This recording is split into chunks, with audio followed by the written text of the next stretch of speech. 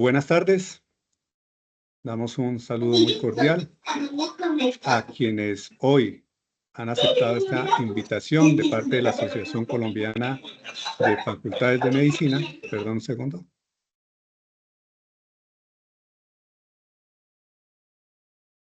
Bueno, damos un saludo muy cordial a quienes hoy han aceptado participar en este espacio del webinar Hablemos de Educación Médica, un espacio creado por la Asociación Colombiana de Facultades de Medicina para compartir justamente sobre temas de interés coyuntural, sobre temas de interés relacionado con la formación de los profesionales en medicina que serán el sustento de nuestro sistema de salud. La educación médica está inmersa en un proceso de transformación permanente, cada vez más acelerado y profundo. Los cambios sociodemográficos, epidemiológicos, constituyen un primer desafío, no solo por las personas y grupos poblacionales que deben atender los futuros profesionales de la medicina, sino también por el cambio en el perfil de quienes ingresan a formarse como médicos. También impacta significativamente la evolución de los sistemas, las instituciones y los servicios de salud, donde transcurren procesos claves de la formación médica. Para el caso de Colombia, aseguradores, prestadores de servicio, sistemas de calidad, procesos de auditoría, guías de práctica clínica, hacen parte de ese ecosistema que complejiza los procesos docentes y hace necesaria su comprensión por parte de los futuros profesionales. Los pacientes también se han transformado. Cada vez son más conscientes y exigentes de sus derechos, con regulaciones que los protegen y organizaciones que los respaldan. El acceso en línea a diversos medios y redes sociales hacen que cada vez estén más informados y en algunos casos más desinformados, lo cual plantea un reto adicional para el médico y la educación médica. Las tecnologías emergentes y la inteligencia artificial también están generando unas transformaciones dramáticas en el ejercicio médico y en la educación médica.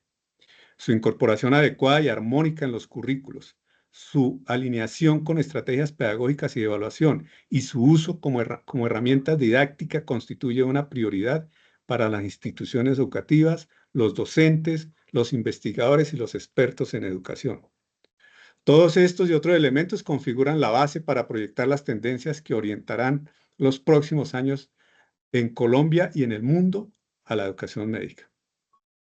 ¿Cuáles son las tendencias con mayor probabilidad de consolidarse en los años venideros? ¿Está la educación médica colombiana preparada para abordar con éxito estos desafíos? Son algunas reflexiones que orientarán la intervención y el diálogo con el experto de este primer webinar del año 2025, Hablemos con Educación Médica, sobre educación médica. Y por supuesto, para este primer webinar, nada mejor que un experto en estos temas, muy reconocido en el mundo de la educación médica, particularmente en nuestro país. El doctor Luis Carlos Domínguez Torres, médico especialista en cirugía general y máster en administración en salud de la Pontificia Universidad Javeriana, máster en ciencia política de la Universidad de los Andes, fellow en educación médica del Instituto Feimer, máster en educación para profesionales en salud de la Universidad de Kiel en Reino Unido, doctor en educación médica de la School of Health Professions and Education de la Universidad de Maastricht de Países Bajos. Ha sido cirujano de la Fundación Santa Fe, profesor de la Pontificia Universidad Javeriana y de la Universidad de La Sabana. En esta última institución también ocupó el cargo de director entre 2013 y 2020. Recibió el Premio Nacional de Medicina en Ciencias Clínicas de la Academia Nacional de Medicina en 2010. Es investigador senior de Colciencias, ahora MinCiencias. Ha publicado más de 120 artículos científicos, supervisado más de 50 trabajos de grado y tesis de maestría en cirugía y educación médica. Bueno, voy a recortar un poco, me lo pidió el propio doctor Domínguez, actualmente es cirujano activo, profesor asociado y director del Departamento de Educación Médica de la Universidad de La Sabana, presidente de la División de Educación de la Asociación Colombiana de Cirugía, miembro de la Comisión de Educación de la Academia Nacional de Medicina, miembro de comités editoriales, consultor e investigador. Ha escrito varios libros, entre ellos su segundo libro, Fundamentos de Educación Médica. Así que, doctor Domínguez, Mil gracias por haber aceptado esta invitación. Bienvenido y tiene usted el auditorio a su consideración. Bueno, muchas gracias, doctor Ortiz. Buenas tardes para todos en la audiencia. Pues para mí es muy grato estar acá. ¿Se está escuchando bien? ¿Se está ¿Se ve? escuchando Quiero bien? primero chequear hecho. Bueno, para mí es muy grato estar acá. Es un privilegio enorme, pues, recibir esta invitación de la Asociación Colombiana de Facultades de Medicina para hablar de temas de educación que yo creo que a todos nos apasionan, a los que estamos acá y que serán seguramente materia de discusión más adelante. Quiero empezar compartiendo mi pantalla y pedirles si me confirman si se está viendo la presentación. Ya se está viendo la Sí, señor. presentación. Bien, perfecto. Entonces, pues he recibido la invitación para hablar un poco de tendencias actuales en educación médica. Este es un tema extenso y es particularmente desafiante, pues, escoger algunas cosas que sean interesantes porque definitivamente hay una explosión de temas, de aspectos que están rigiendo actualmente la práctica y que se van a venir otros con muchísima fuerza en los años futuros. Eh, entonces, pues vamos a empezar por algunas cosas muy generales y voy a ir profundizando en algunos temas particulares. Quisiera empezar por aquí, eh, porque es bueno volver un poquito a la filosofía para entender algunas cosas. Y muchos de los temas que quiero referirme como tendencias, como cosas que se están moviendo en el péndulo, pues de alguna manera están insertas en paradigmas que rigen nuestra práctica como comunidad científica de educadores en la actualidad. Thomas Kuhn, un profesor y filósofo norteamericano del MIT, pues describió o escribió en un libro que muchos de ustedes conocen, publicado por allá en los años 70, La estructura de las revoluciones científicas, para entender un poco cómo es que se produce la ciencia, cómo es que avanza la ciencia y cómo se produce realmente la ciencia extraordinaria. Y él definía dentro de este libro algo que son los famosos paradigmas. Y los paradigmas representan específicamente el conjunto de una o más realizaciones científicas, entre comillas, que alguna comunidad particular reconoce durante cierto tiempo como fundamento de su práctica. Eso es un paradigma. Yo creo que es muy importante que primero identifiquemos cuáles son los paradigmas en los que está inmersa la educación médica para poder después definir un poquito qué tendencias se están moviendo allí. Los paradigmas en términos generales, pues uno podría decir que definen a las comunidades científicas y, valga la redundancia, pues las comunidades científicas están compuestas de personas que comparten paradigmas. Esto es importante para nosotros porque nosotros somos una comunidad científica de educadores médicos. Y esto parece una verdad de perogrullo, pero es que la educación médica se convirtió en el mundo en una disciplina científica con una naturaleza, un orden propio, unas metodologías propias que la hacen hoy independiente de muchas otras disciplinas. No es una disciplina aleatoria, no es una disciplina armada de retazos, sino es una disciplina que está en evolución, que no se puede decir que esté absolutamente consolidada, pero que es una disciplina propia, con identidad. Y allí pues entonces tenemos algunos paradigmas que deben definir lo que nosotros hacemos. Y vale la pena mencionar que los paradigmas no son modas, y quiero hacer un poco esta salvedad porque es parte del argot popular a veces entre los educadores que se puso de moda cierta tendencia educativa que ahora está de moda, el aprendizaje experiencial, que ahora está de moda el flip class, que ahora está de moda el trabajo en pequeños grupos, etcétera. Pero no me quiero referir a eso, me quiero referir a unas estructuras muchísimo más grandes de pensamiento que no son modas. De acuerdo al diccionario de la Real Academia Española de la Lengua, pues una moda es algo que es de un uso, modo, costumbre que está en boga durante algún tiempo y que así como aparece, desaparece. Y que puede que vuelva en determinado momento.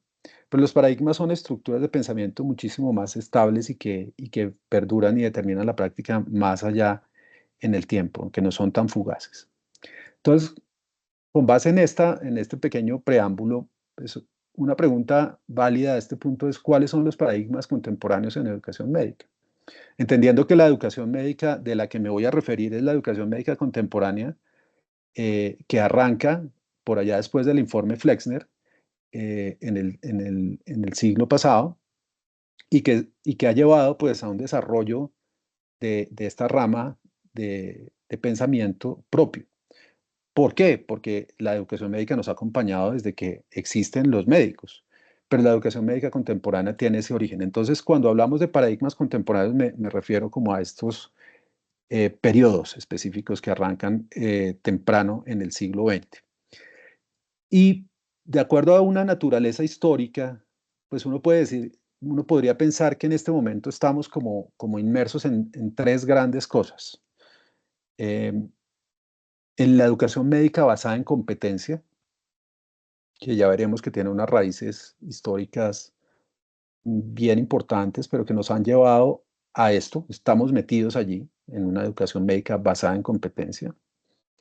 En segundo lugar, en educación médica basada en evidencia. Esto tiene mucho que ver también con la adopción de la medicina basada en evidencia que se ha transferido también a lo que hacemos en el campo de la educación y que hoy en día, pues quienes nos dedicamos a esto, pues utilizamos y producimos conocimiento y producimos ciencia que forma parte de esto de una educación médica basada en evidencia. Y finalmente de algo que es un paradigma que empieza a ser emergente, que se está consolidando y que de acuerdo pues con esto que nos mencionaba el doctor Ortiz, pues seguramente va a convertirse en algo en un futuro muy cercano, que es la famosa educación médica de precisión, que allí se integran una cantidad de componentes relacionados con la inteligencia artificial, con una cantidad de aspectos eh, muy diferentes a los dos paradigmas precedentes. Pero esto es como el mapa general en el que estamos. Y sobre esto, pues, habrá algunas tendencias, porque hay un cúmulo de evidencia empírica que soporta cada uno de estos paradigmas, pero definitivamente el péndulo se mueve para un lado y para el otro, pero ahí seguimos más o menos. Entonces, vamos a ver, o voy a referirme a algunas tendencias en estos paradigmas, puntualizando muy específicamente algunas cosas relacionadas con la educación médica basada en competencia en relación con estos famosos marcos actuales de diseño curricular, en los que están contenidos las actividades profesionales confiables, por ejemplo. Y me voy a referir a algunos aspectos de la educación médica de precisión, que también muestran cierto movimiento de péndulo en este campo. Miremoslo primero, esto de la educación médica basada en competencia. Esto no es nuevo. O sea, este es un paradigma en el que llevamos desde finales de la década de los años 70 y que se adoptó en el mundo primero como la educación de competencia, pero que se tradujo al campo médico hacia finales de los 70 con una declaración de la Organización Mundial de la Salud en el año 1978, en la que se expresaba que la educación médica debía estar relacionada con el contexto epidemiológico, necesidades sociales, necesidades de salud de las poblaciones, en la cual los médicos pues deberían alcanzar unos objetivos de desempeño básicos de acuerdo a esas necesidades del contexto y que se debía evaluar objetivamente el aprendizaje y la enseñanza. Y esto es paradigmático porque realmente seguimos moviéndonos allí, o sea, seguimos hablando siempre de la educación en contexto con una serie de cuestiones de estándares básicos de desempeño y que la evaluación es una cuestión muy importante. Que lo cumplamos o no es otro asunto, pero esto es un primer escenario que es el de la educación médica basada en competencias.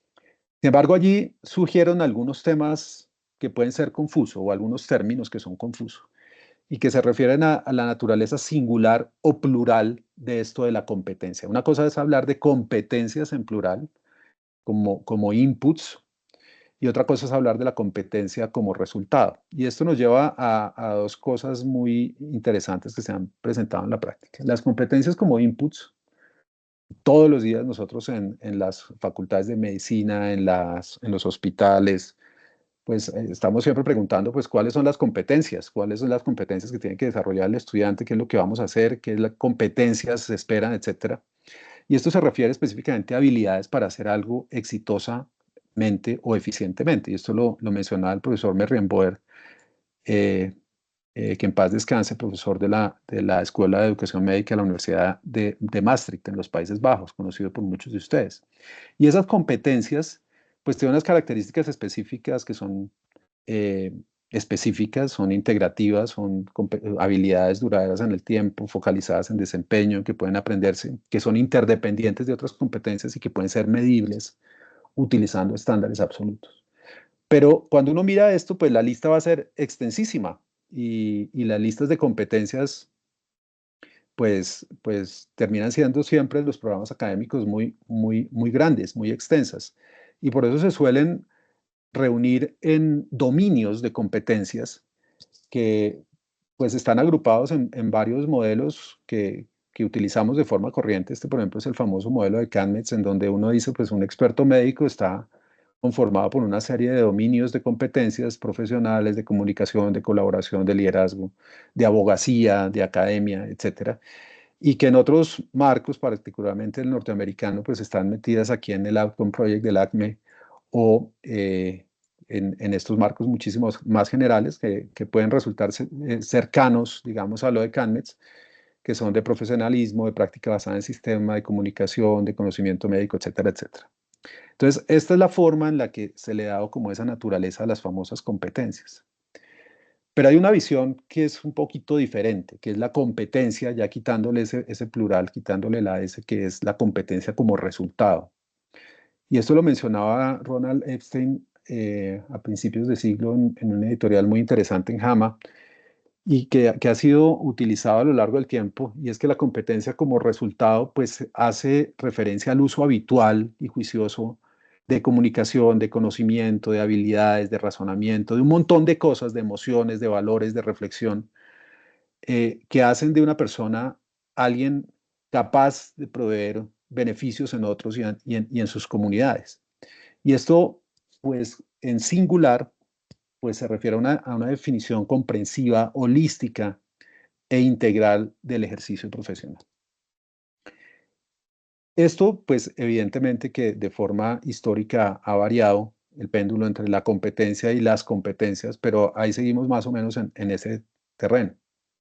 Y con base en esto, eh, pues se propone una definición de la educación médica basada en competencia. Esta es una definición de Julio Frank, publicada en Medical Teacher en el año 2010, que habla de un enfoque basado en resultados, dirigido al desarrollo de un nivel fijo de proficiencia en una o más competencias derivadas de un análisis de necesidades sociales y de pacientes, y que enfatiza pues en una educación basada en el tiempo, flexible, que crea mayor responsabilidad y compromiso en los procesos centrados con el estudiante. Esto es más o menos como el marco. Y allí seguimos, porque esto desde los años 70 pues no ha cambiado. Hoy en día estamos en el año 2025 y en las facultades de medicina, no solamente colombianas, sino en Latinoamérica, en Europa, en Estados Unidos, seguimos hablando de competencia, competency-based education. Entonces, esto no es un tema nuevo, pero el paradigma es este y ahí estamos centrados. Y con base en esto, pues muchos médicos egresan de las facultades de medicina. Muchísimos médicos egresan de las facultades de medicina. Médicos que han sido formados, educados en un esquema basado en competencias específicamente. La pregunta que surge aquí es que, eh, evidentemente, pues esto, aunque proviene o estoy hablando en el campo de la educación médica, pues las competencias también forman parte de otros escenarios educativos, de otras disciplinas, de otras ramas. Pero empieza uno a encontrar también desde los años 80, pues una gran cantidad de editoriales y una gran cantidad de información sobre la capacidad de las personas egresadas de los programas y de las universidades para enfrentar los desafíos que tiene el mundo real, que tiene el mercado laboral. No a muchos les gusta esa relación de la educación al servicio del mercado, pero pues ese no es el objetivo de esta discusión en este momento, sino mostrar cómo puede existir una desconexión ciertamente entre lo que ocurre en una universidad o en un programa académico de una universidad y lo que puede estar ocurriendo en el mundo real. Esta es una información que sale publicada en Forbes hace muy pocos días, a finales de enero del año 2025, con referencia a una gran encuesta que se hizo en los Estados Unidos con líderes de recursos humanos de diversas organizaciones y empleados que forman parte de esto que llamamos la generación Z, que son personas que nacieron como por mediados de los años 90 hasta el año 2000 más o menos, que pueden tener entre 22, 27 años, que ocupan puestos empresariales de tiempo completo y que tienen un título universitario que lo obtuvieron en los últimos 3 años. Y los resultados de la encuesta pues son bastante llamativos porque aquí nos permiten identificar las percepciones de los empleados, de estas personas eh, eh, que se encuestaron y también de los empleados. Y miremos unas cosas que opinan los empleados respecto a esto. Por ejemplo, el 77% de estas personas responden que aprendieron más en 6 meses en su trabajo que en todos los años de educación. El 87% dicen recibí mejor capacitación laboral de mi empleador que de la universidad. El 94% dicen me arrepiento de mi título o están de acuerdo con eso. 43% me siento condenado al fracaso porque elegí el título equivocado. 85% ojalá mi universidad me hubiera preparado mejor para el mundo laboral. 24% tengo todas las habilidades que necesito para mi puesto laboral. Uno de cada cuatro. 55% mi educación universitaria no me preparó en absoluto para mi trabajo. Uno mira todo esto y dice, pues, esto es desesperanzador. Le robaron la plata cuando fue a, a la universidad. Y los empleadores opinan unas cosas que son también bastante llamativas en estos datos que son recientes.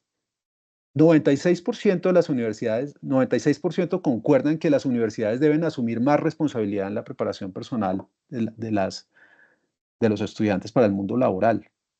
82% concuerdan que las universidades, no los empleadores, deberían capacitar a las personas para el mundo laboral. 75% piensan que la mayoría de las carreras universitarias nos preparan a las personas en todo para su trabajo.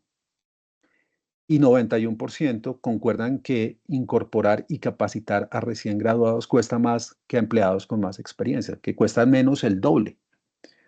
Estos son elementos que son bastante llamativos entre esa desconexión de lo que pasa en esos mundos que creamos en los programas, en los currículos, que están metidos en los currículos de competencias y lo que está percibiendo las personas que están entrando al mundo laboral y lo que perciben sus empleadores también.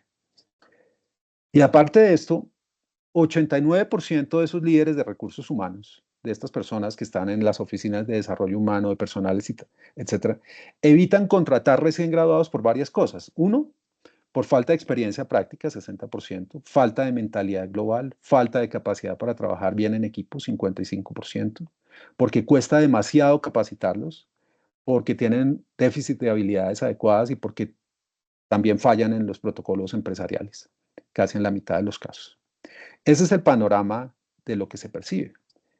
Y en esos eh, escenarios basados en competencias que están desconectados con el mundo laboral, pues uno puede ver este tipo de cosas.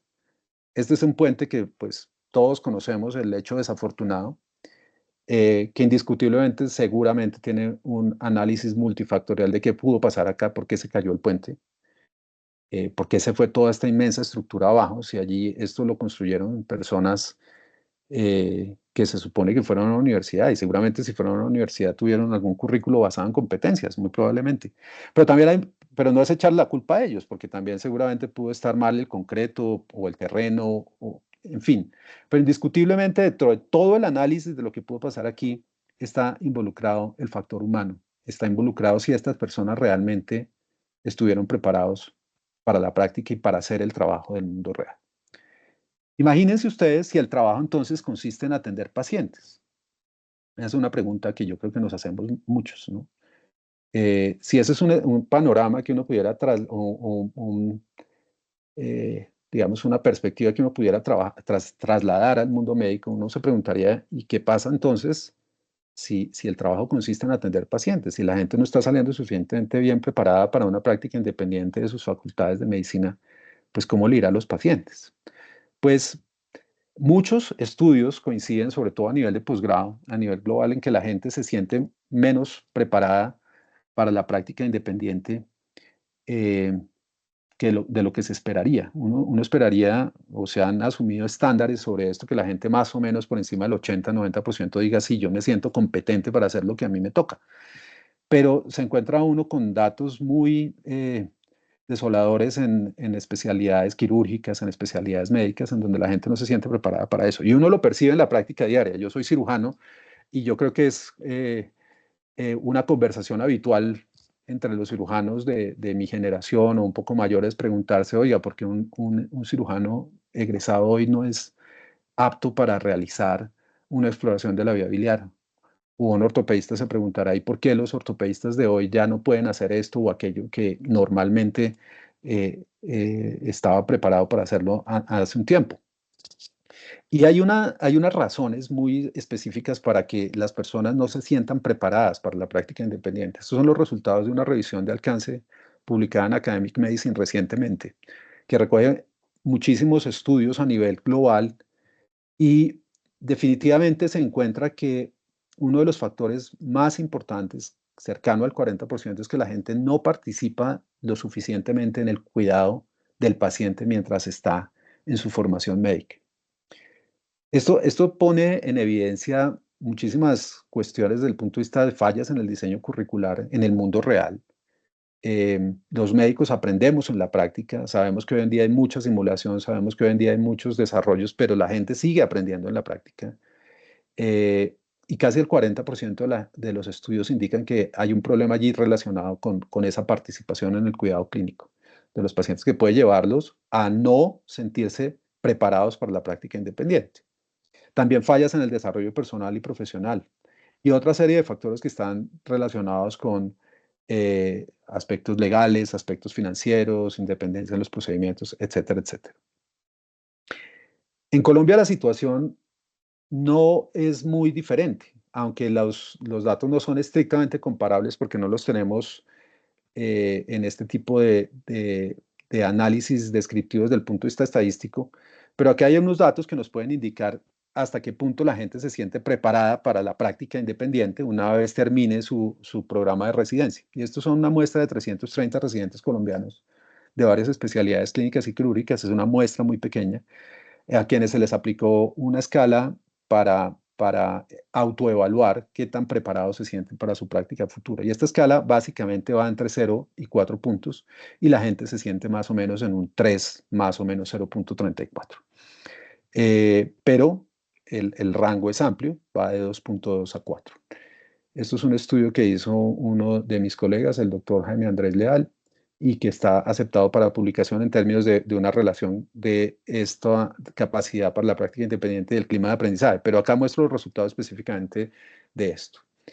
Entonces, mm, esto es interesante y a la vez es problemático porque hoy en día se reconoce que la preparación para los entornos de atención médica complejos, que son muy complejos, muy desafiantes, no solamente se relaciona con las competencias clínicas, con esto de saber muy bien eh, aspectos de las ciencias básicas, de las ciencias clínicas, que son muy importantes indiscutiblemente, sino también con la capacidad de abordar dilemas éticos, de trabajar interprofesionalmente, de ser adaptativo, de tener experticia adaptativa, de adoptar bien la tecnología, de demostrar competencias culturales, habilidades interpersonales, liderazgo, compromiso con esto que llamamos el aprendizaje permanente. Es decir, es una gran cantidad de atributos que se esperan de un médico, pero que probablemente no se pueden enseñar en currículos que manejen competencias de forma aislada del mundo real.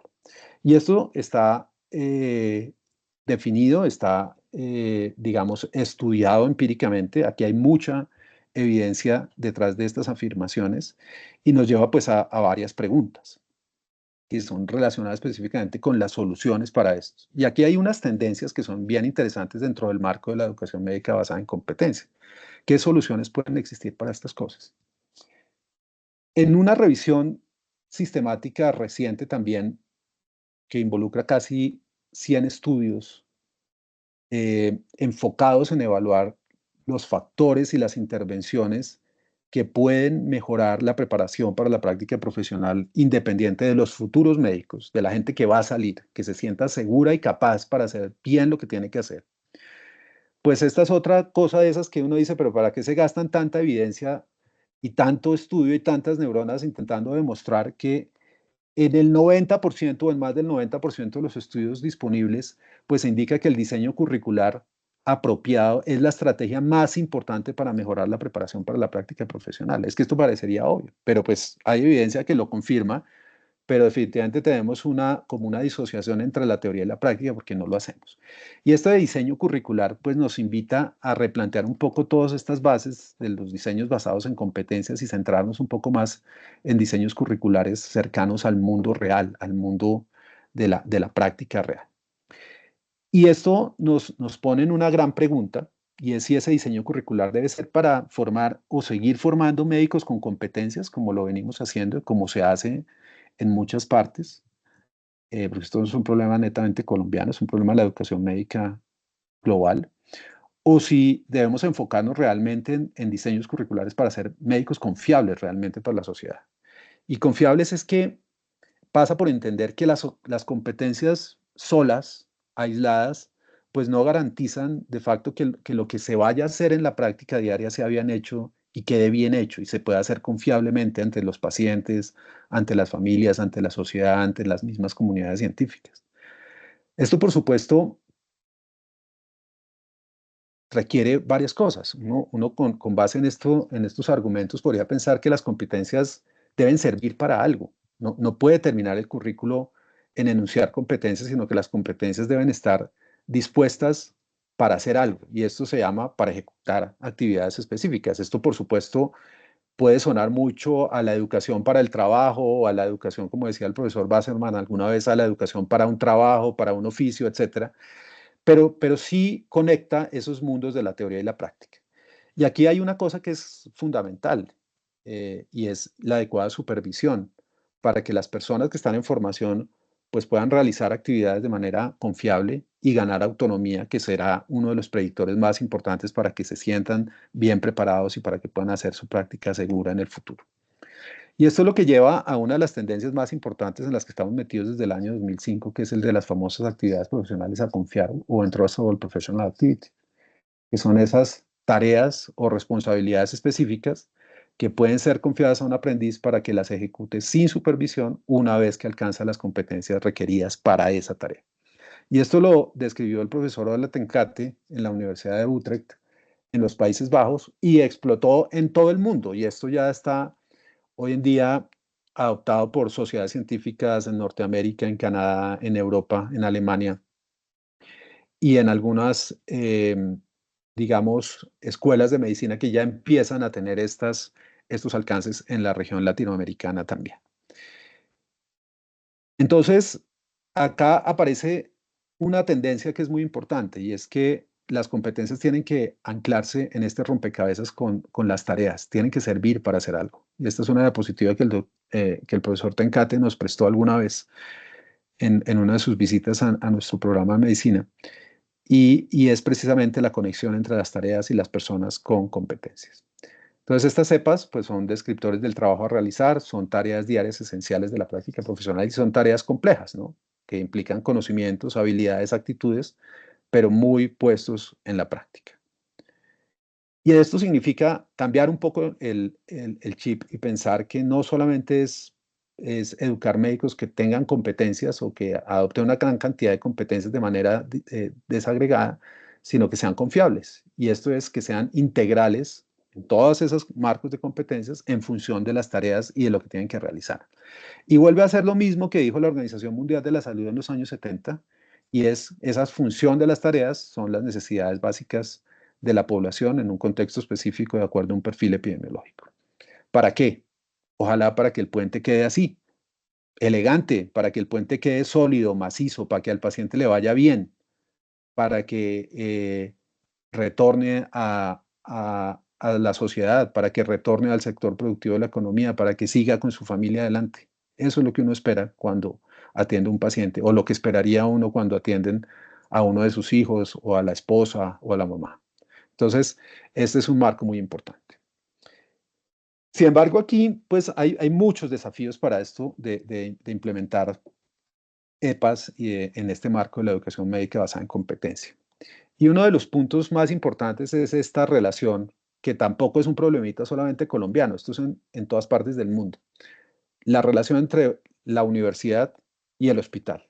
Y esto, ¿qué denotan en el fondo? La relación entre muchos aspectos relacionados con la teoría, probablemente, y con la práctica. No quiero decir con eso que es que en los hospitales únicamente se hace práctica y allá no se hace teoría, pero es un tema un poquito más metafórico, sino en el diálogo permanente entre estos dos actores que son los que van a garantizar eso. ¿Por qué? Porque los problemas que han tenido la implementación de las EPAs, aunque es muy reciente su adopción desde el año 2005, ya llevamos 20 años en esto, es lograr alinear a todo el mundo, a todas las partes interesadas para que los programas educativos y los entornos de aprendizaje práctico, llámese hospitales, hablen el mismo idioma.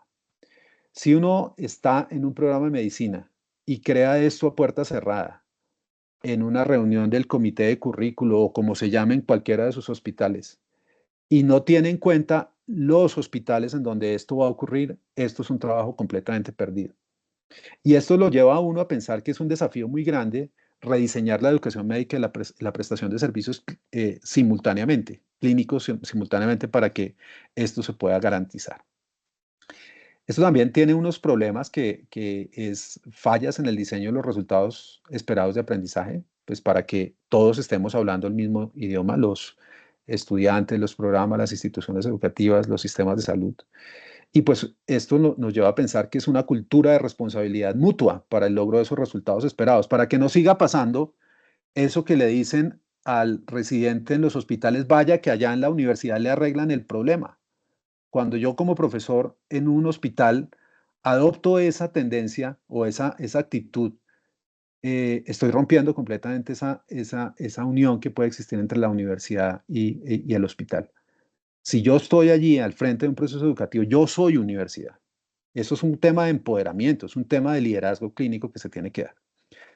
Y por supuesto, un común denominador de todos esos aspectos también descansa en algo que es en la dificultad para acceder, analizar y utilizar información de datos que provengan de la práctica educativa y de la práctica clínica, porque en el fondo hay un problema que se relaciona con la confiabilidad y es cómo evaluar de una forma muy diáfana, muy certera, muy justa lo que es un médico confiable.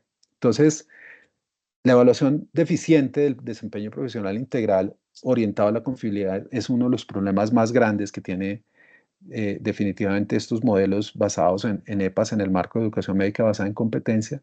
Y allí hay muchos desarrollos y aquí es en donde quiero hablar en los próximos minutos de una de las tendencias más grandes que se nos viene en el futuro, que es esto de la educación médica de precisión. La educación médica de precisión es un tema relativamente nuevo que tiene origen en esto de la iniciativa de la medicina de precisión, eh, de la cual se habló mucho en el año 2015. El presidente Obama habló mucho de esto y la definió como bajo esto, entre comillas. Hasta ahora la mayoría de los tratamientos médicos han sido diseñados para el paciente promedio. Yo creo que todos hemos oído de esto. Y como resultado de este enfoque de talla única, los tratamientos pueden ser muy exitosos para algunos pacientes, pero no para todos. Y esto hizo que el NIH pues adoptara una definición de, de lo que es la medicina de precisión, que es un enfoque que utiliza información sobre las características genómicas, ambientales y el estilo de vida de una persona para guiar toma de decisiones relacionadas con su atención médica y para proveer enfoques más precisos para prevenir, diagnosticar y tratar enfermedades.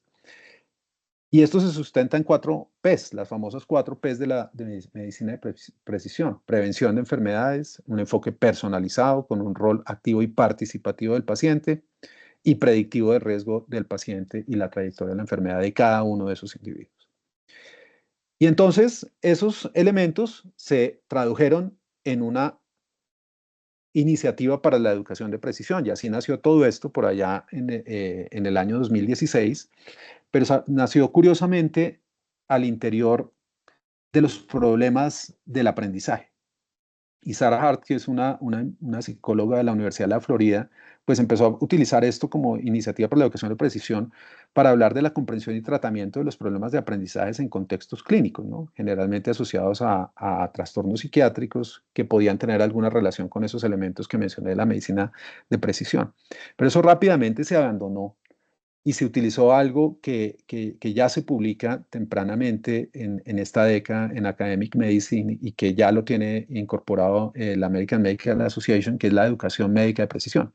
¿Y esto a qué se refiere? A un enfoque sistemático que integra datos y análisis longitudinales para impulsar intervenciones educativas precisas que aborden las necesidades y objetivos de cada estudiante de manera continua, oportuna y cíclica, mejorando los resultados educativos clínicos o del sistema. Uno oye esto o lee esto y dice, esto es una cosa que es una quimera, esto es una utopía.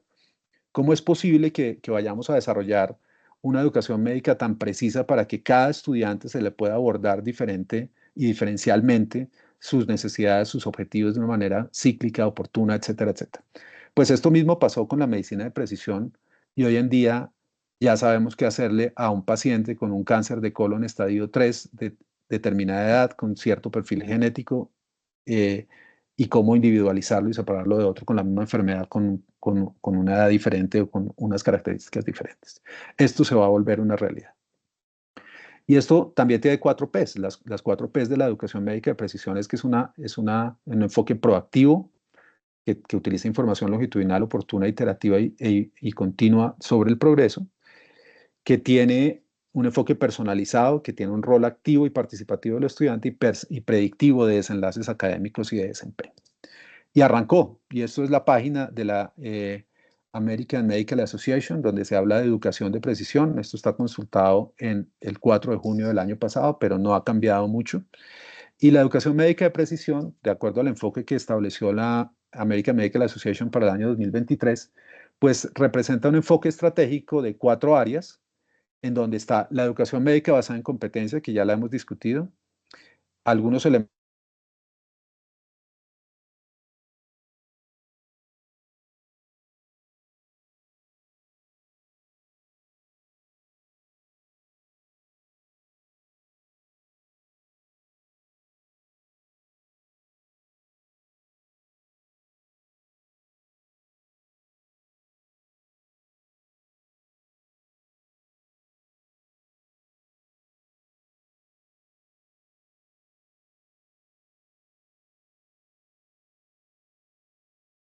Doctor Domínguez, eh, un segundo, creo que todos nos quedamos sin seguir escuchando al doctor Domínguez. Ya buscamos la solución técnica.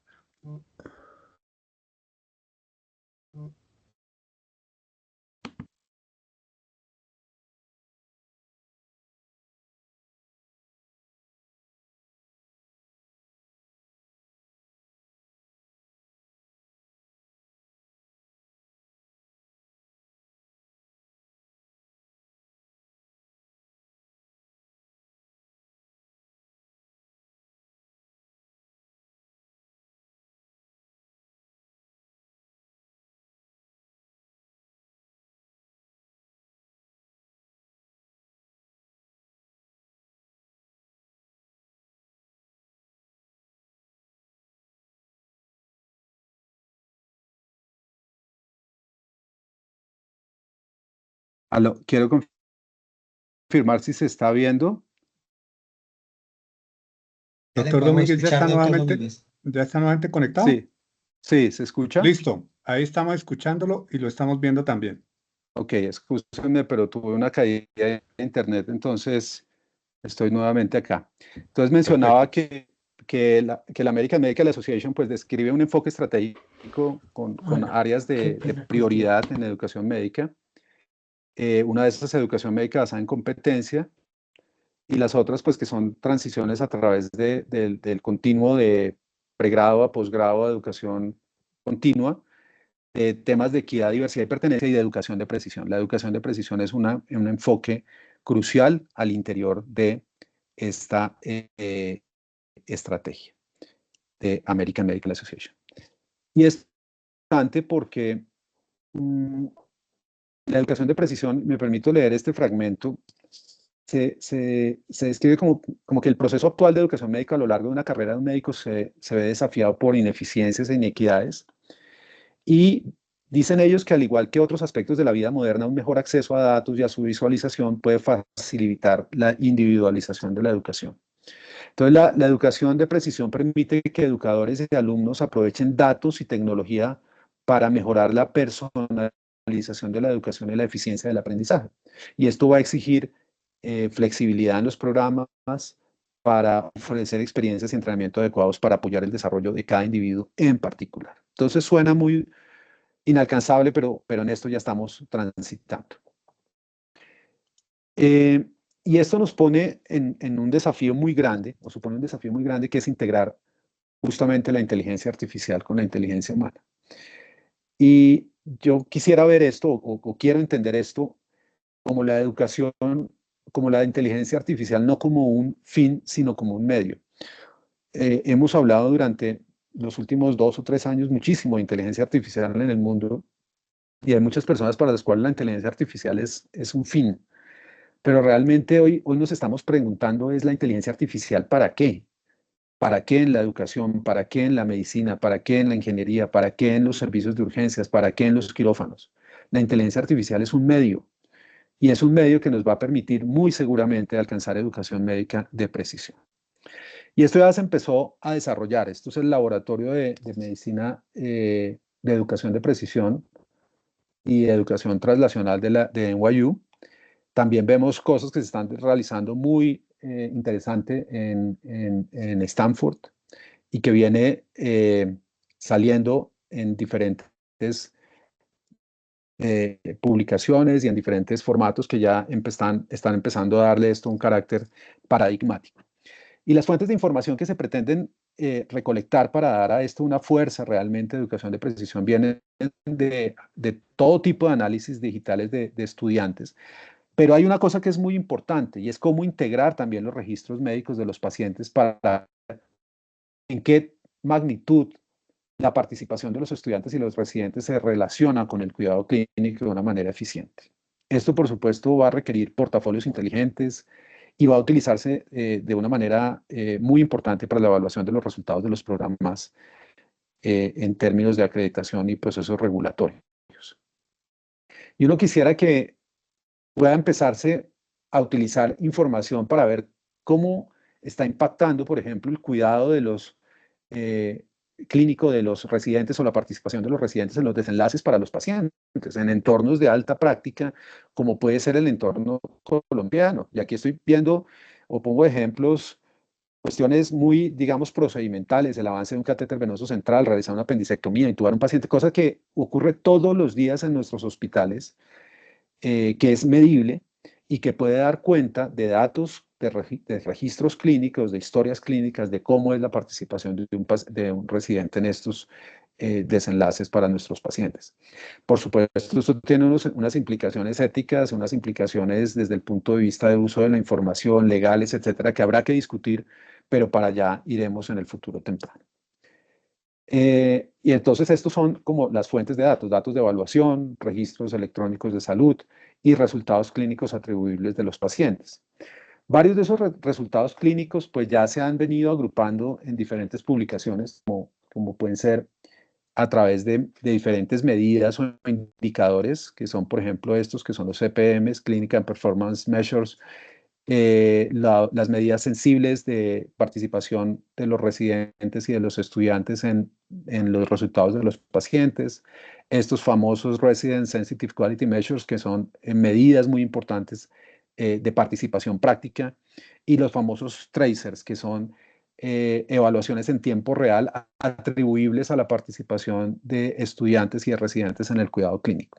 Todo esto implica una enorme cantidad de datos que van a requerir el uso de diferentes formas de inteligencia artificial para poderlos traer hacia los pacientes.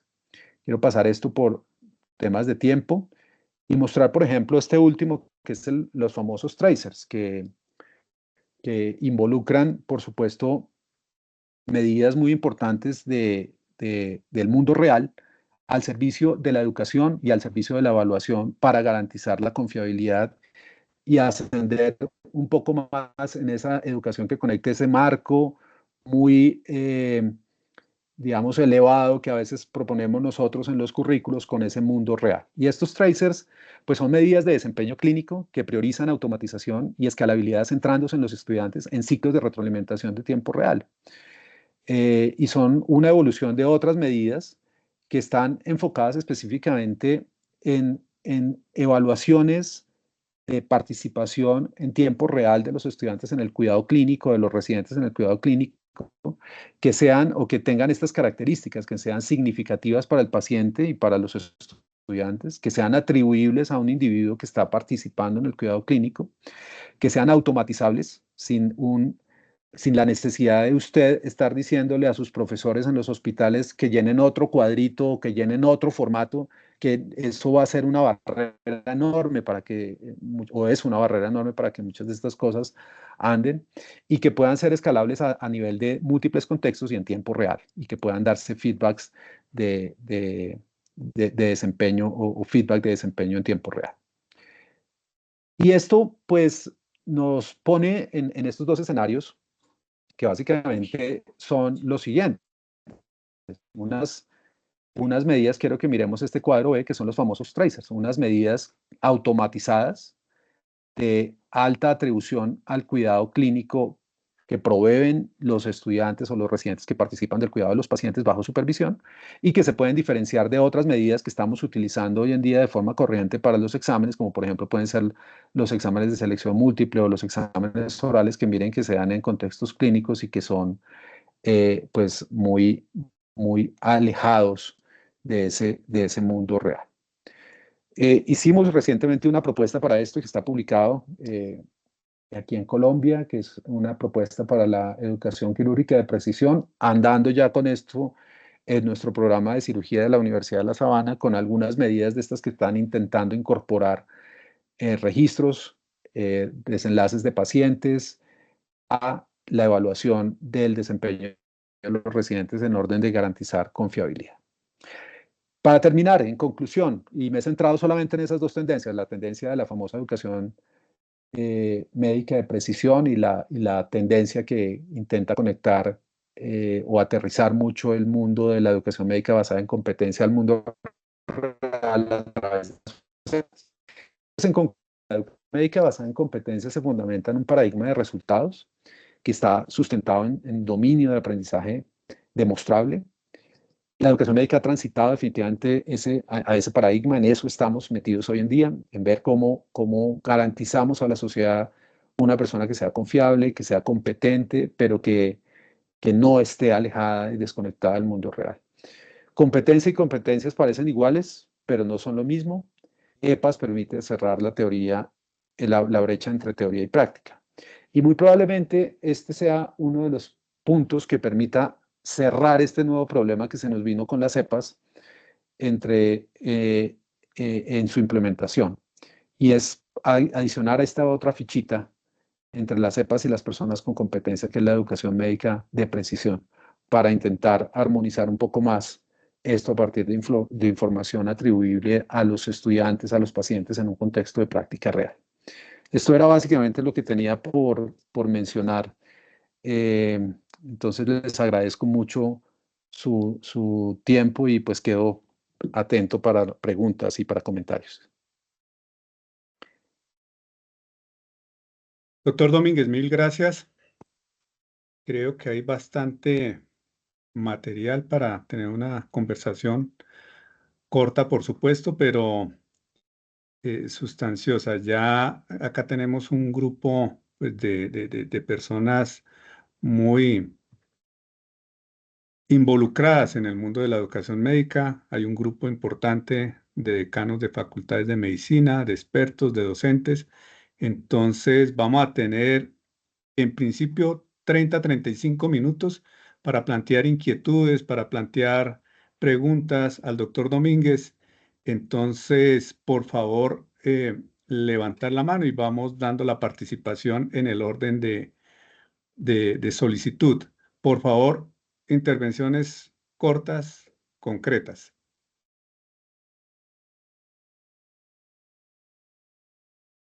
Doctor Ortega, adelante.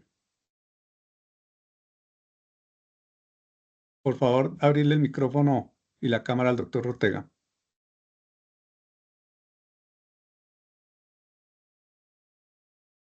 Denos un segundito, no contábamos con que vamos a tener. ¿Ya estoy con Ya sonido? están abiertos. Perfecto, ya tiene sonido, sí. Gracias. Bueno, buenas noches, doctor Domínguez, doctor Ortiz, y gracias por la invitación que nos ha cursado Ascofame.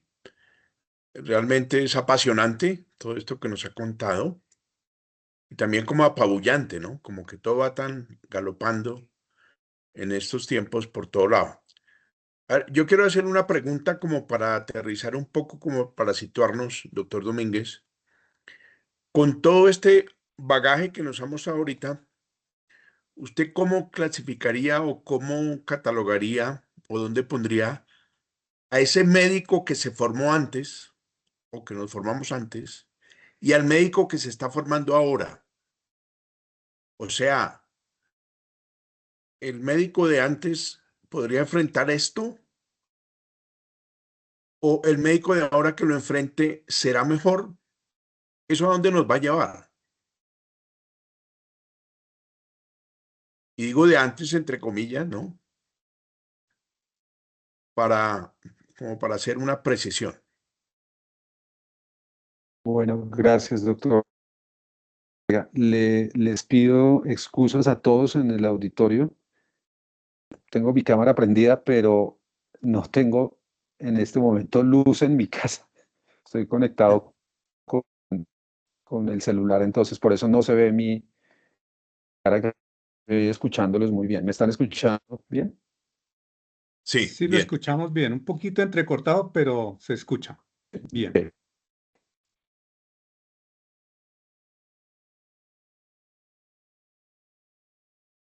Adelante, doctor Domínguez, lo escuchamos. Digamos, en de la educación médica, eh,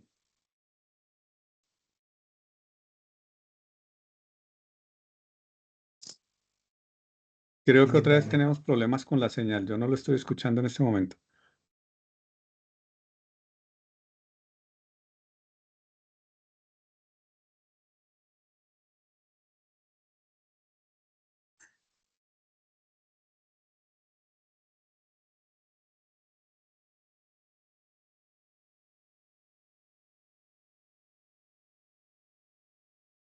Démonos unos minutos mientras intentamos de pronto que se mejore la señal desde donde está el doctor Domínguez, por favor. ¿ya me escuchan acá mejor, doctor Ortiz? Sí, nuevamente lo escuchamos. Adelante. Sí, bueno, yo mencionaba que, digamos, alguna vez el doctor Esguerra mencionaba en la Academia Nacional de Medicina que cada época tiene su propia educación médica, específicamente. Yo concuerdo plenamente con eso.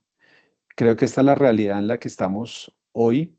Creo que es una realidad en la que tenemos una cantidad de desafíos y de presiones sociales por un cuidado clínico de alto valor, seguro, que está haciendo o ha revolucionado la medicina hacia una medicina que cada vez es más de resultados y no tanto de fines. Eso es completamente discutible, pero hacia allá estamos moviéndonos. Y en un momento en el que hay un desarrollo muy importante de tecnología y de crecimiento exponencial de datos e información. Entonces esa es la realidad que nos toca enfrentar a nosotros hoy en día y es lo que se nos viene en los próximos 10, 15 años, con el fin de llevar la educación médica a cada persona de una manera mucho más individualizada y mucho más personalizada. Y yo creo que eso sí es una diferencia muy grande con la educación médica de hace algunos años. Seguramente hoy en día estemos por estas necesidades avanzando hacia ese camino. No creo, pues no tengo ninguna opinión con respecto a si los médicos de antes hubieran podido adaptar a este modelo, no lo sé, pero pues es en la realidad en la que estamos. Gracias, doctor Domínguez. Doctor Domínguez, le planteo algunas preguntas que están siendo acá puestas en el chat de la transmisión. La primera de ellas, ¿qué impacto tiene la transición hacia el currículo basado en EPAS en la percepción y satisfacción de los estudiantes y docentes, y cómo se puede gestionar el cambio para maximizar su aceptación y efectividad. Nosotros hemos aprendido en la Universidad de La Sabana, o aprendimos una cosa con base en esto, y la anticipamos, y yo creo que eso es una cosa muy importante. Un cambio curricular o una reforma curricular o una revisión curricular realmente es un proceso de cambio organizacional. Y eso tiene que ser un proceso suficientemente abierto, participativo, democrático, que involucre las partes, que las traiga, que les permita escuchar su opinión y que permita construir un currículo de una manera colectiva.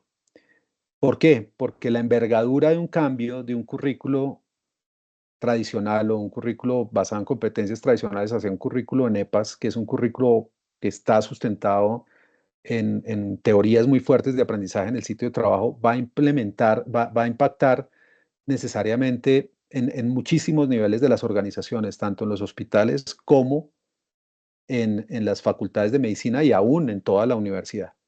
Entonces, eso es un proceso de cambio. Eso no se puede hacer a puerta cerrada, no se puede hacer en un comité cerrado. Tiene que contar con la participación de muchísimas personas. Y yo creo que ese es uno de los elementos que puede llegar a garantizar su éxito. Ahora, ¿qué dice la evidencia? La evidencia es, digamos, reciente, porque los primeros currículos que se empezaron a adoptar con EPAS provienen de los Países Bajos en el año 2005, cuando se propone todo esto, pero realmente empiezan a lanzarse al medio sobre el año 2010, más o menos, a nivel de posgrado. Y digamos que los primeros resultados que ya se publican están más o menos hacia alrededor del año 2018-2019 y son resultados buenos. Pero en la educación médica de pregrado la cosa sí es completamente diferente porque las primeras universidades que se montaron en esto lo hicieron en el año 2019, específicamente la Universidad de Utrecht, otra universidad en Charité, en Berlín. Y estos programas y los programas aquí latinoamericanos, en Argentina, en Colombia, pues somos programas que empezamos todo esto en una etapa que vino más o menos alrededor del año 2020. O sea que no tenemos todavía graduados con estos programas en el pregrado.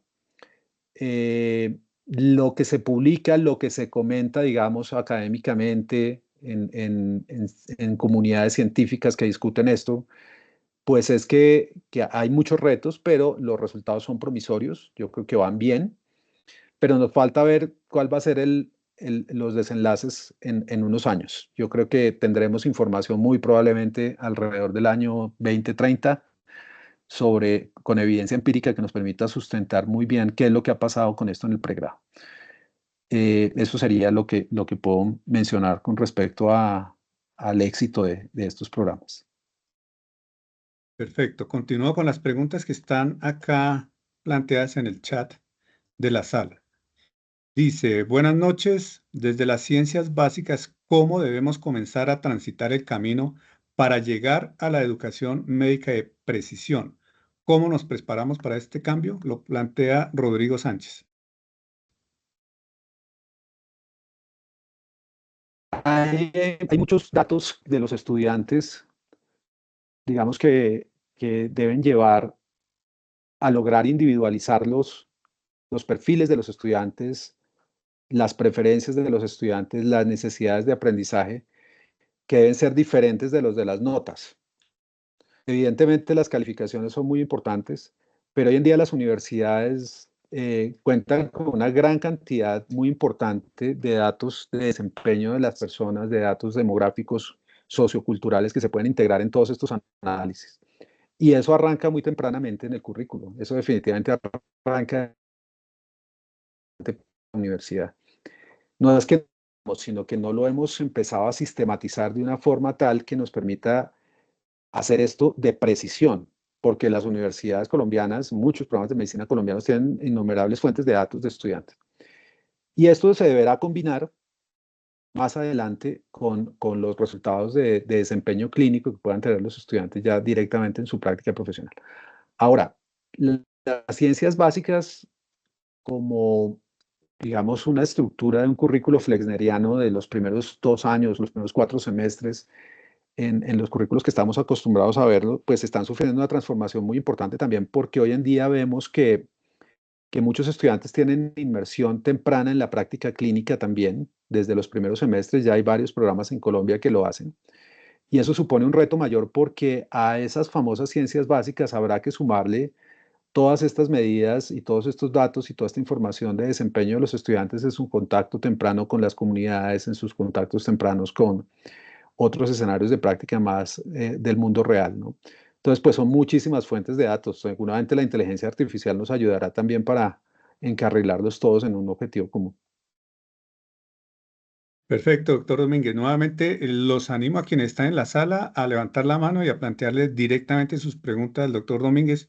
Mientras tanto, voy con la siguiente que está aquí en el chat. Dice, buenas tardes, con relación a pruebas Tracer, ¿podría darnos ejemplos de estas que se estén realizando en el mundo?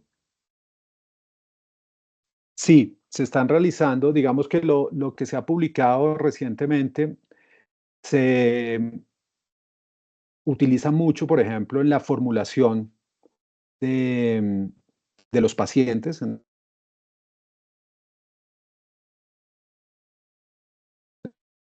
cualquier residente de nosotros en Colombia, en cualquier especialidad clínica, pues ellos formulan los pacientes, prescriben medicamentos, y ese es un muy buen indicador de impacto clínico que pueda tener su participación en el cuidado.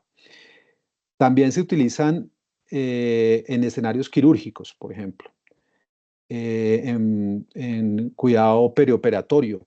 Hay algunos estudios que la han empezado a utilizar en cuidado perioperatorio de los pacientes, en medidas, por ejemplo, de tromboprofilaxis, en los servicios de emergencias, en todas las órdenes, por ejemplo, de alta de los pacientes. Todos esos son muchos indicadores que pueden dar cuenta de la participación adecuada de un residente en el cuidado clínico y que se pueden trazar rápidamente. Bien, mil gracias. Pasamos con la siguiente, nuevamente el doctor Hernán Ortega de la UDCA. ¿Cómo involucrar en este paradigma a los médicos que en los hospitales son docentes de universidades que no contamos con hospitales propios?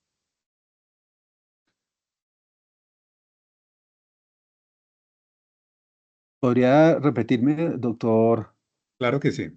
¿Cómo Ortiz, por favor? involucrar en este paradigma, supongo que en el paradigma de las EPA, a los médicos que en los hospitales son docentes de universidades que no contamos con hospitales propios? Sí, este es un problema enorme, es un problema que no es únicamente del medio colombiano, lo mencioné en la presentación y habla específicamente de la disociación que puede existir entre el currículo presentado por una universidad en EPAS y lo que pasa en el mundo real, que es un hospital. Uno tendería a suponer que seguramente va a ser mucho más exitoso un programa de EPAS, un currículo basado en EPAS que tenga o que cuente con una red hospitalaria propia, por ejemplo, porque podría uno plantear hipotéticamente que es más fácil el manejo del cambio, que es más fácil el desarrollo profesoral de los médicos en los hospitales. Em, pero yo creo que cuando uno no tiene hospitales que llame propios, es decir, exclusivos, no sé cómo, qué adjetivo que utilizar allí, Tal vez que pues haya yo creo que gobierno estos, compartido, doctor Domínguez, que o haya tal vez gobierno. tal vez de un gobierno compartido, probablemente sea una aproximación apropiada. Eh, pues uno tiene que seguir insistiendo con el desarrollo profesoral en esas instituciones todo el tiempo. Y eso es un problema grande porque en muchos hospitales entra, sale gente, las tasas de recambio son muy grandes, ahora sumémosle a esto escenarios de crisis del sistema, se convierte en un desafío mayor. Pero yo creo que el currículo, la forma, hay que intentar compartirla de manera continua con todas estas personas y estarlos reentrenando y reentrenando y educando todo el tiempo, porque si no el currículo se va a diluir y va a terminar mezclado con el currículo tradicional. Gracias. Hay otra mano levantada. Juan Manuel Ruiz, por favor, adelante con su intervención. Abrirle el micrófono, por favor. A Juan Pablo Ruiz, perdón.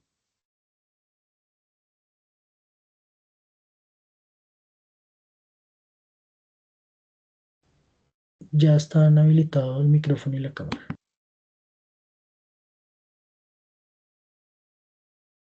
Adelante, Juan Pablo Ruiz, con su intervención. Veo el micrófono cerrado. No sé si sea de parte de su...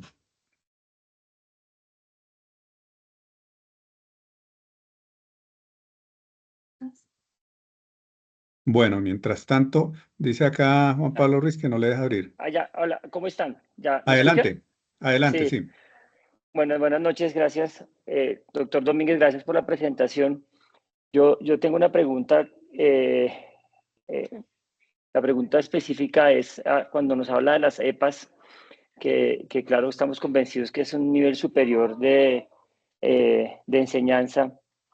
¿Cómo les ha ido con la evaluación de estas EPAs que han incluido en los pensum académicos, específicamente en la Sabana? Porque obviamente las EPAs pues no solamente evalúa competencias técnicas, sino también competencias no técnicas, habilidades como el profesionalismo, el liderazgo. Entonces quisiera saber cómo les ha ido con la evaluación de esas EPAs en los sitios de práctica clínica.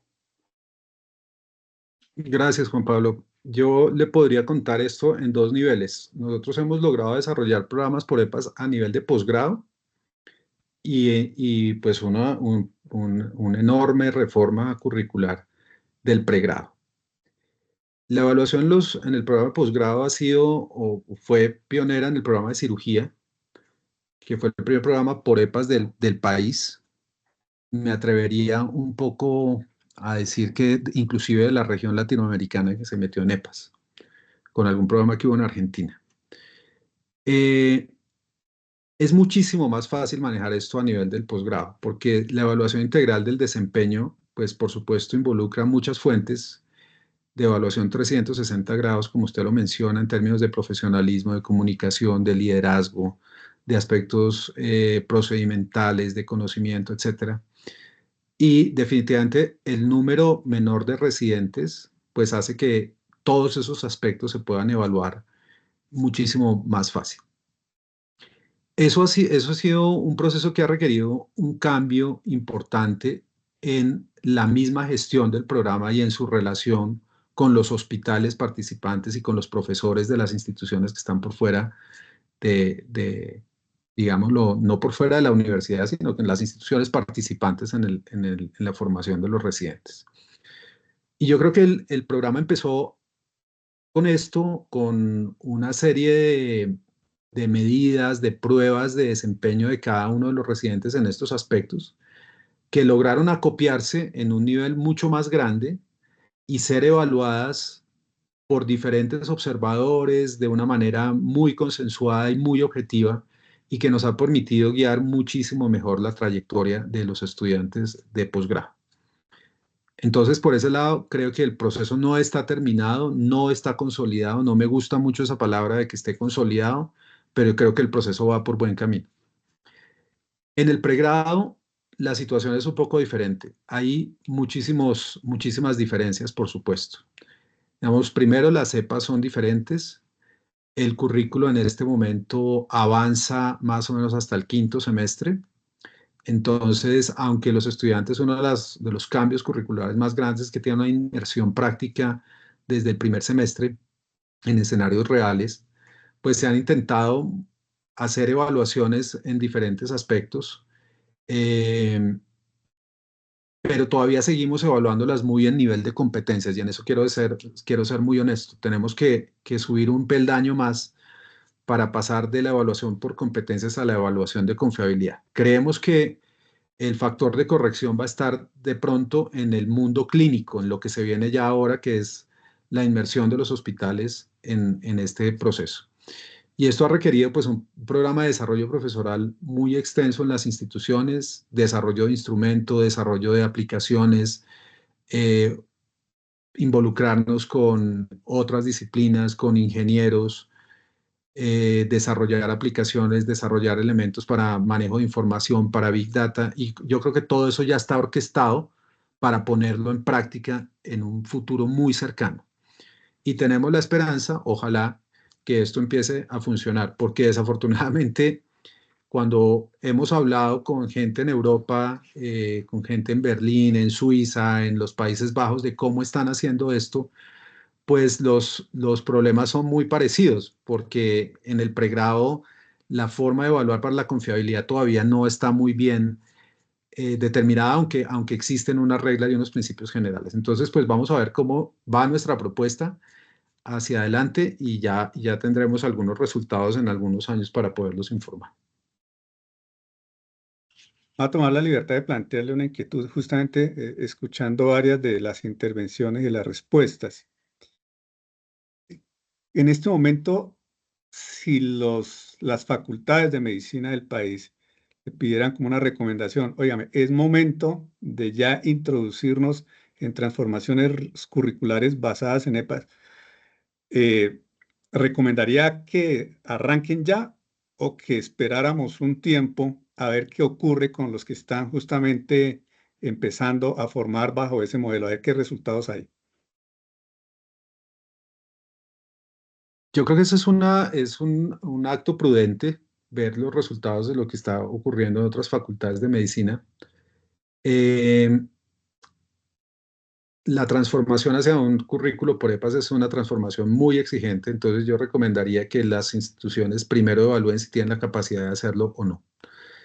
Y si se pueden meter en eso, es un marco que va a permitirles cerrar mucho el gap con lo que pasa en el mundo real.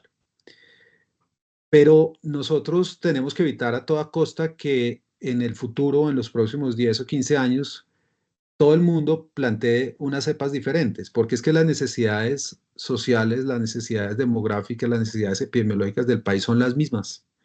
Probablemente varíen en algunas regiones y probablemente tengan algunas diferencias para los programas que forman médicos en el sur del país o en la región Caribe y nosotros acá en el centro. Evidentemente puede haber algunas variaciones sociodemográficas, pero si uno lo mira como la formación de médicos para Colombia, pues deberíamos tener unas mismas cepas para todos los programas, ¿sí?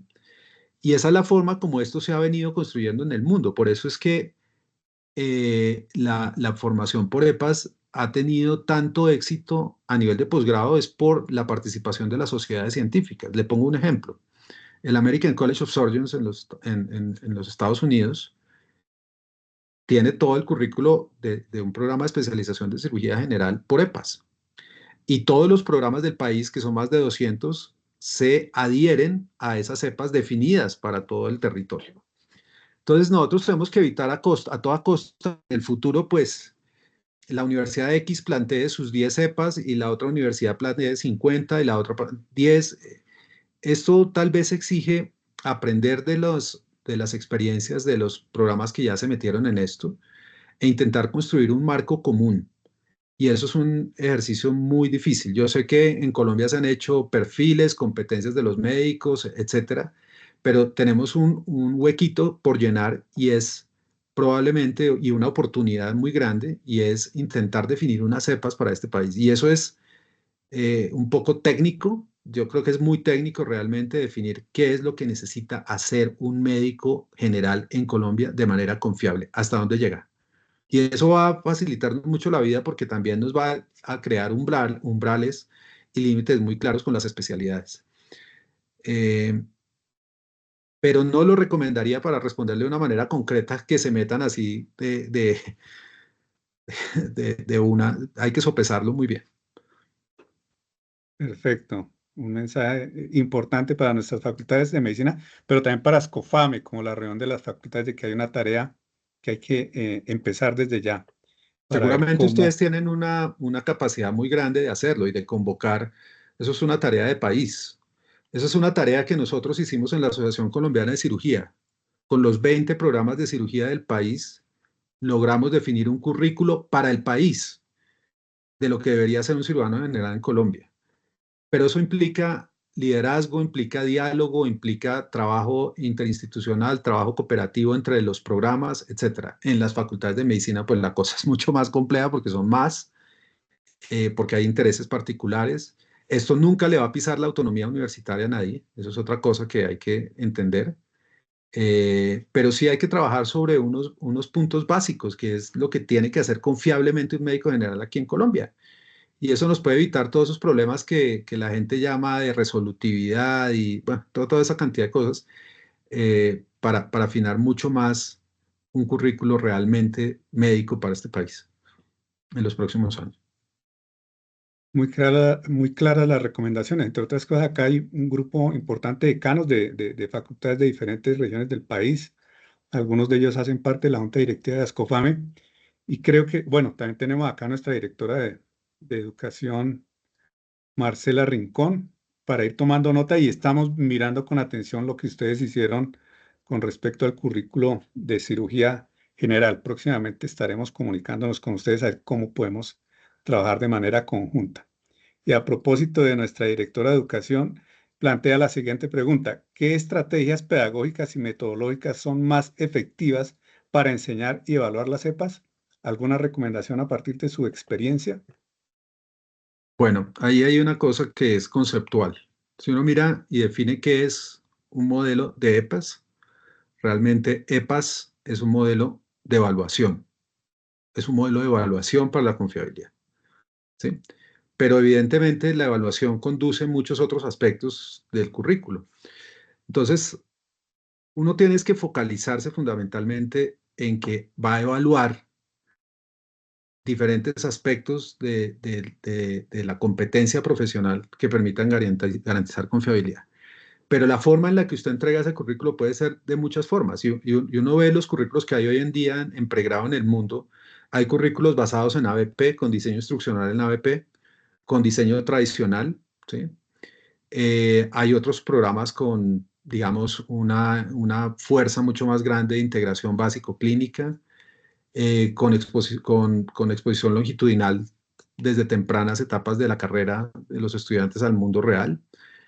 Pero realmente uno podría entregar un currículo que evalúe por EPAS, pero con un diseño instruccional de cualquier naturaleza. Lo importante en esto es que esté muy bien alineado el propósito, el contenido, el objetivo con la evaluación.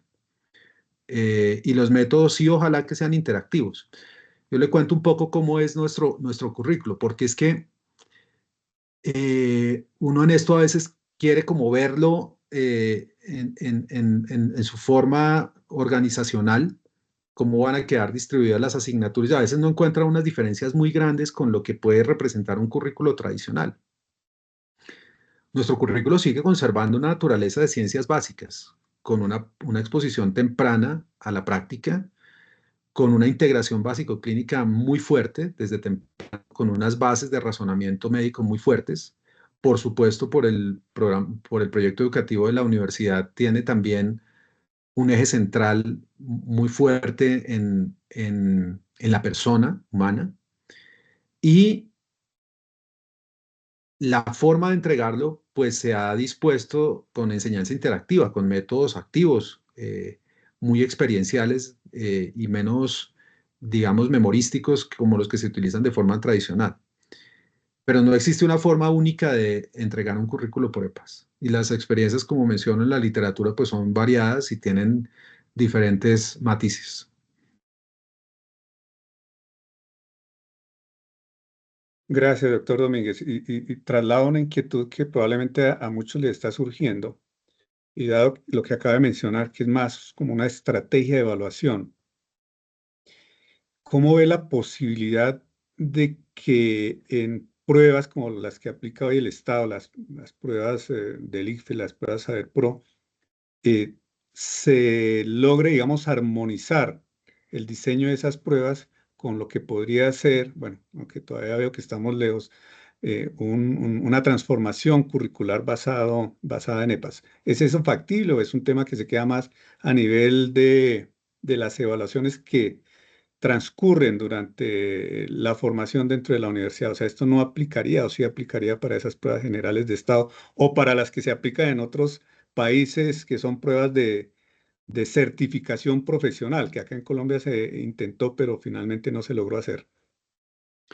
Pues es que pues nada es imposible, pero es muy retador. Vamos, es que el problema de la evaluación por EPAS es que es una evaluación multidimensional de diferentes aspectos de la competencia profesional, ¿sí? Aspectos de ética, de comunicación, de liderazgo, etcétera. Si usted mira, por ejemplo, lo que se hacía en los famosos STEPS del USMLE, pues tienen un cierto carácter de una evaluación multidimensional de diferentes aspectos, de aspectos de comunicación, de aspectos de liderazgo, de aspectos de relacionamiento con la familia, de empatía, de ciertos elementos procedimentales, etcétera. Y de conocimiento, por supuesto. Eso implica una logística muy grande para un sistema de evaluación estatal, pero hay experiencias que no necesariamente están denominadas como EPAS, pero que se acercan a una evaluación multidimensional del desempeño profesional. Porque nuestras evaluaciones de Estado todavía siguen quedando muy en el tema de conocimiento, en las preguntas de conocimiento, en la evaluación de ciertas cuestiones de información. Evidentemente, pues hay unos elementos dentro de la taxonomía de Bloom más analíticos, más, digamos, interpretativos, críticos sobre casos, pero siguen siendo basados en preguntas en el formato estándar que todos conocemos. Pero realmente evaluar por EPAS a nivel de Estado, yo no conozco ninguna experiencia que se haya hecho así a nivel nacional. Las sociedades científicas todavía yo no creo que estén en eso, pero esto abre un campo muy grande, es para elementos de certificación precisamente y de recertificación. Ese puede ser, digamos, el santo grial de la recertificación que tanto hemos buscado en el país. Pero no es imposible, pero supone un reto muy grande. Yo creo que el país todavía no está muy preparado para eso.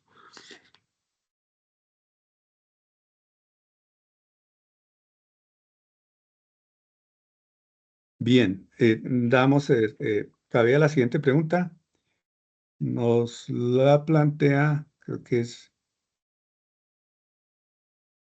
de la Universidad Militar Nueva Granada. Doctor Domínguez, ¿cuál es su concepto frente al desarrollo de un currículo de pregrado en medicina con enfoque de sistemas y no por asignaturas? Pues un enfoque sistémico lo que rompe es la compartimentalización y la fragmentación del currículo, ¿sí? La compartimentalización hace referencia a esos bloques de ciencias básicas y de ciencias clínicas, y la fragmentación lo que habla es de que se enseña por un lado las competencias, perdón, los conocimientos, por otro lado las actitudes, por otro lado las habilidades. Entonces, un enfoque sistémico puede resolver muchos de esos problemas, pero es también muy desafiante para que sea bien hecho, porque un enfoque sistémico implica desarrollar en la práctica bien hecho un currículo en espiral. Eso es lo que yo creo. Y los currículos en espiral, pues no los puede plantear uno únicamente para su semestre o para su asignatura. Si yo me voy a meter en un currículo en espiral, prácticamente tengo que mirar toda la facultad de medicina, todo el programa académico. O bueno, no toda la facultad de medicina, todo el programa en el que esté metido. Y eso, pues obviamente implica miradas de muchas personas. Pero currículo en espiral es una apuesta muy interesante para alimentar bien un desarrollo sistémico. Nuestro programa, y me excuso por ponerlo de ejemplo, pero utiliza ahora un modelo de sistemas orgánicos integrados, por ejemplo, para estas asignaturas, con una mirada clínica, una mirada patológica, una mirada del concepto de la salud, de la enfermedad, pero metida todo en el sistema. Yo creo que es un buen resultado también, y en eso también hay evidencias que muestran que puede ser mejor para los estudiantes en su capacidad de interpretación, de síntesis, en su capacidad analítica y en la forma en la que logra ver la persona que lo que está aprendiendo puede ser más relevante para el mundo real que cuando lo aprende de manera fragmentada. Bien, vamos a darle micrófono a Jason López, quien van a plantear su pregunta. Eh, y creo que con esta cerramos, doctor Domínguez y auditorio. Por favor, micrófono para Jason López. Doctor Domínguez, ¿cómo está? Buenas noches. Doctor, yo quisiera saber desde la experiencia que han tenido ustedes ya en el posgrado, ¿cómo han planteado el tema de la evaluación tanto formativa como sumativa para evaluar esas cepas en los estudiantes y que ellos adquieran esa autonomía de la que nos hablaba ahorita, progresiva y segura en la práctica clínica? ¿Cómo ha sido la experiencia de ustedes con ese tema de la evaluación como tal?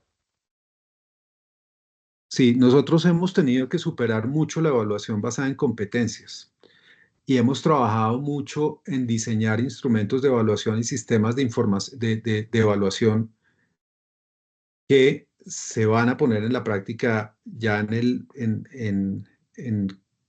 el futuro cercano, específicamente por el contacto ya que van a tener los estudiantes con el mundo clínico.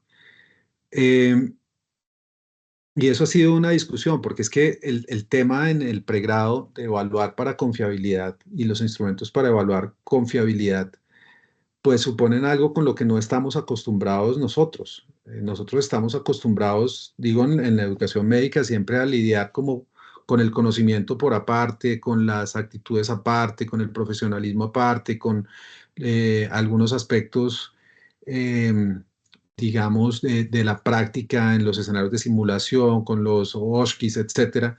Y en el mundo de la clínica, pues con algunas pruebas que siguen siendo todavía muy rudimentarias con formatos de evaluación muy tradicionales. Pero entonces, hacer un borrón de todo eso es una transformación cultural de las personas, es pensarse mucho unos sistemas de información que sean muy cercanos a esto que decimos de los famosos tracers, o sea, es no sobrecargar. Por ejemplo, una pregunta que nos ha causado mucha curiosidad es cómo no sobrecargar a un profesor en un escenario clínico cuando tiene que llenar formatos, historias clínicas, operar pacientes, pasar revista, etcétera, y ahora que usted lo sobrecargue con la evaluación de 3 o 4 o 5 estudiantes con nuevos formatos. Entonces, todo esto tiene que ser sistemas muy fáciles de utilizar, que se alimenten en tiempo real, pero allí está todo por hacer. Entonces, nosotros tenemos una propuesta desarrollada que todavía ya está en un tema de prototipo,